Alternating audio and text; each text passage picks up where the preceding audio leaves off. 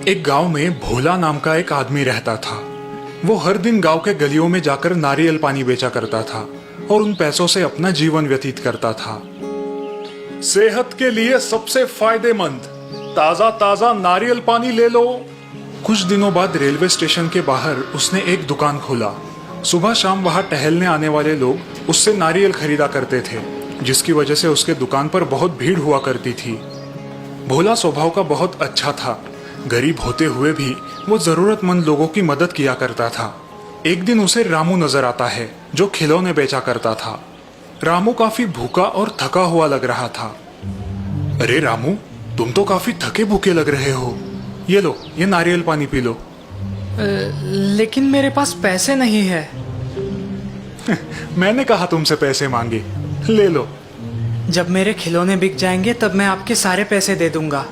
ये बोलकर रामू नारियल पीने लगता है। उस दिन से रामू भोलू के दुकान पर आकर रोजाना पैसे देकर नारियल पानी पीने लगा। दोनों में काफी अच्छी दोस्ती हो जाती है। एक दिन ऐसे ही रामू भोलू के दुकान पर आता है। अरे, आज ये भोलू चाचा कहाँ गए? रामू चुपचाप वहां से निकल जाता है। अगले दिन रामू वापस भोला के दुकान पर आता है, लेकिन आज भी दुकान बंद होता है। अरे, आज भी भोला चाचा नहीं आए? क्या हुआ होगा? मुझे जाकर देखना चाहिए।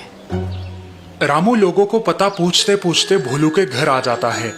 रामू देखता है कि भोला चाचा चद्दर ओढ़कर सोए हैं।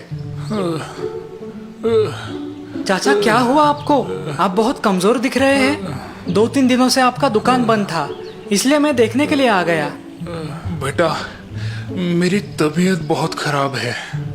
आप घर में अकेले हैं क्या? आपकी देखभाल करने के लिए कोई नहीं है? नहीं। घबराओ मत भोलू चाचा, मैं अभी डॉक्टर को ले आता हूँ। रामू दौड़ता हुआ घर के बाहर जाता है। घर के बाहर निकलते ही उसे कुछ याद आता है। रामू अचानक रुक जाता है। वहां पास ही में एक नारियल का बड़ा सा पेड़ होता है। अरे, मेरे पास तो पैसे ही नहीं है। मैं डॉक्टर को क्या दूंगा? अब मैं कैसे भोलू चाचा की मदद कर सकता हूँ? रामू ये बात सोचकर बहुत नाराज हो जाता है। तभी अचानक, घबराओ मत बच्चे, मैं तुम्हारी मदद करूंगा। अरे, बोलने वाला पेड़, क्या तुम मेरी मदद करोगे? जी हाँ, क्यों नहीं। बोलो, तुम्हें क्या चाहिए? हे जादुई पेड़, मुझे कुछ नहीं चाहिए। सिर्फ मेरे भोलू चाचा को ठीक कर दो। वो बहुत बीमार है और मेरे पास डॉक्टर को देने के लिए पैसे भी नहीं है। मैं तुम्हारी कोई भी एक इच्छा पूरी कर सकता हूँ। मतलब? या तो मैं तुम्हें बहुत सारे पैसे दे सकता हूँ, या फिर तुम्हारे भोलू चाचा को ठीक कर सकता हूँ। बोलो, तुम्हें क्या चाहिए? मेरे भोलू चाचा को ठीक कर दो, बस। ठीक है, ये लो, इस नारियल का पानी उन्हें पिलाओ, वो ठीक हो जाएंगे। रामू पेड़ का शुक्रिया अदा करता है और वापस भोलू के घर जाता है। जादुई पेड़ ने दिया हुआ नारियल पानी पीते ही भोलू एकदम ठीक हो जाता है। अरे, ये नारियल पानी तो कमाल का है। तुम्हें ये कहाँ से मिला? रामू उसकी खिड़की से भोलू को नारियल का वो पेड़ दिखाता है। क्या इसका जादू खत्म हो गया? शायद।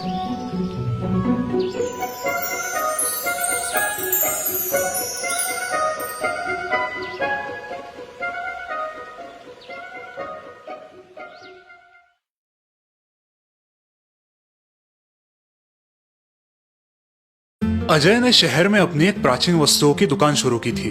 टूरिस्ट स्पॉट होने की वजह से दुकान अच्छी चल रही थी और अजय बढ़िया मुनाफा भी कमा रहा था। अजय बेटा, पिछले महीने तुमने लगभग 10,000 का मुनाफा कमाया है। तुम तो बड़ा अच्छा तोलमोल कर लेते हो। जी पिताजी, ये तो शुरुआत है। आगे देखिए, आपका ये बेटा हर दिन 10,000 रुपए कमाएगा। अजय के पिताजी को पता था कि अजय बचपन से ही सौदेबाजी में बहुत होशियार है। क्यों नहीं, जरूर। बस अपनी इस प्रतिभा पे कभी गर्व मत करना। दिन बीतते गए। अजय का अपनी सौदेबाजी की हुनर का घमंड बढ़ता गया। एक दिन अचानक उसे किसी काम से गांव जाना पड़ा। पिताजी, 2 दिन के लिए आप दुकान संभालिए, मैं गांव जाके अपनी जमीन का सौदा करके आता हूँ। हाँ हाँ, तुम चिंता मत करो, पैसे संभाल के लेके आना। अजय अपने गांव पहुंचता है और जमीन के खरीदारी का सौदा पूरा कर लेता है। चलो, सोचा था उससे दुगना मुनाफा हुआ है। वैसे भी ये बंजर जमीन कुछ काम की नहीं थी। अब वक्त है तो थोड़ा घूम लेता हूँ। अजय गांव में सैर सपाटे के लिए निकलता है। उसे रास्ते में कुछ पहचान वाले लोग मिलते हैं। कैसे हो अजय, बहुत दिनों बाद दर्शन दिए। हाँ चाचा, वो दुकान में बिजी रहता हूँ ना। पिताजी कैसे हैं? जी एकदम बढ़िया, दुकान में मेरा हाथ भी बटाते हैं। अजय वहां से आगे बढ़ता है और रास्ते में एक शानदार बंगला उसका ध्यान खींच लेता है। ओह, बहुत ही शानदार घर बनाया है। लगता है कोई नया परिवार रहने आया है। अजय को एक गांव वाला वहां से गुजरता हुआ दिखाई देता है। सुनिए दादा, ये कोठी किसकी है? गांव में नहीं लग रही है। हाँ, प्रजापति मारवाड़ी की कोठी है। बड़ा कंजूस इंसान है। चाय में गिरी मक्खी भी चूस लेता है। उसके साथ तोलमोल करने का मौका मिल जाए तो मजा आएगा। अजय उत्सुकता से बंगले के पास पहुंचता है और अंदर झांक के देखने लगता है। तभी उसका ध्यान बगीचे में बैठी एक बिल्ली की ओर जाता है जो एक पुराने से कटोरे में दूध पी रही है। ओहो, ये कटोरा तो बड़े अजीब आकार का है, प्राचीन भी लग रहा है। इसे दुकान में बेचने रखूं तो बहुत अच्छे दाम मिलेंगे। 2-3 लाख तो आराम से मिल जाएंगे। तभी प्रजापति मारवाड़ी बंगले से बाहर निकलता है और पूजा के लिए बगीचे के पौधों से कुछ फूल तोड़ने लगता है। ये अच्छा मौका है इस कटोरे के बारे में पूछने का, लेकिन अगर मैं सीधा कटोरा मांगूंगा तो इन्हें शक हो जाएगा। क्यों ना मैं पहले बिल्ली का सौदा करूं? अजय उस मारवाड़ी के पास पहुंचता है। प्रणाम, मैं अजय, इसी गांव का हूँ, अब शहर में रहता हूँ। अच्छा, हम तो शहर की महंगाई से त्रस्त होके यहाँ गांव में लौटे हैं। थोड़ी बातचीत के बाद अजय उसे बिल्ली के बारे में पूछता है। क्या मैं आपकी ये बिल्ली खरीद सकता हूँ? क्यों? बहुत ही प्यारी है, सोच रहा था मेरी बेटी के लिए खरीद लूं। प्रजापति थोड़ा सोच में पड़ता है। क्या हुआ? नहीं, ऐसी कोई बात नहीं है। पर ये बिल्ली मेरे माँ की बड़ी चहेती थी, अब माँ नहीं रही, लेकिन ये बिल्ली अब हमारे परिवार का हिस्सा बन गई है। प्रजापति की बात सुन के अजय सोच में पड़ता है। अच्छी कहानी बनाई है। ये शायद मुझे बेवकूफ समझ रहा है। अजी मैं समझ सकता हूँ, लेकिन जो हो गया उसके बारे में सोच के आने वाला कल खराब करना शायद गलत होगा ना। अजय अपनी तरफ से प्रजापति मारवाड़ी को बिल्ली का सौदा करने के लिए राजी करवाने की पूरी कोशिश करता है। हाँ, आप ठीक कह रहे हैं, लेकिन ये बिल्ली हमारे लिए बहुत ही बहुमूल्य है। जी बिल्कुल, आप जो दाम बोलेंगे वो मैं दे दूंगा। ठीक है, मेरे ख्याल से इस प्यारी बिल्ली के 10,000 ठीक रहेंगे। 10,000 सुन के अजय मन ही मन चिढ़ जाता है, लेकिन अपने आप को कंट्रोल करता है। ठीक है, वैसे भी मुझे कहाँ इस बिल्ली में इंटरेस्ट है। मुझे तो वो लाखों का कटोरा चाहिए। जी ठीक है, मैं तैयार हूँ। अजय तुरंत अपनी बैग से 10,000 रुपए निकालकर मारवाड़ी को देता है। मारवाड़ी तुरंत वो बिल्ली अजय को दे देता है। ये लीजिए, अच्छे से ख्याल रखिए इसका। बिल्ली लेके अजय निकल पड़ता है और कुछ कदम चलने के बाद वापस लौट आता है। प्रजापति जी, मैं सोच रहा था जबकि ये बिल्ली मैंने खरीद ली है, उस टेढ़े मेढ़े कटोरे का आप क्या करोगे? बात तो सही है। अच्छा होगा अगर वो कटोरा भी आप मुझे दे देंगे, ताकि बिल्ली को उसी कटोरे से दूध पिलाऊंगा। बिल्ली को भी इसकी आदत हो गई होगी ना। प्रजापति सोच में पड़ जाता है। आप चाहे तो मैं इस पुराने कटोरे के 100-200 आपको दे दूंगा।